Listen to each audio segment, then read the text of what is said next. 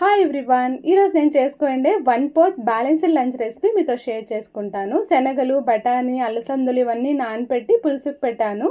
ఒకసారి పిల్లలతో బయటకు వెళ్ళినప్పుడు పనసకాయ తినాలని అనమాట. దానిలో విత్తనాలు వస్తాయి కదా, అవన్నీ పడేయకుండా కలెక్ట్ చేసుకొని వచ్చేయండి. కర్రీ చేస్తే చాలా బాగుంటుంది, లేదా కాల్చుకుని తిన్నా కానీ చాలా బాగుంటుంది అనమాట.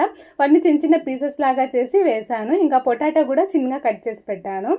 ఇంకా స్టీమర్ రకపని అయితే ఎగ్, క్యాప్సికమ్, రైస్, ఇంకా సోయా చంక్స్ కూడా పెట్టాను. ఇవన్నీ కూడా 30 minutesలో ఉడికేసేస్తాయి. ఇవన్నీ ఉడికిన తర్వాత కర్రీకి ఇక్కడ మసాలా ప్రిపేర్ చేసుకుంటాను.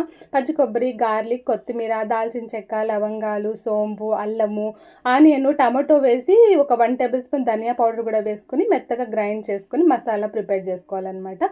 ఈ మసాలా ఉడికిండే గింజల్లోకి వేసేసి మనకి ఎంత వాటర్ కల్లా అంత చూసుకొని సాల్ట్ వేసుకొని పోపు వేసేసుకోవాలన్నమాట. అంతే కర్రీ. ఇంకా సోయా చంక్స్తో ఫ్రై కూడా చేసుకోండి. నా లంచ్ ప్లేట్ అయితే ఇలా రైస్, చపాతీ, పులుసు, ఫ్రై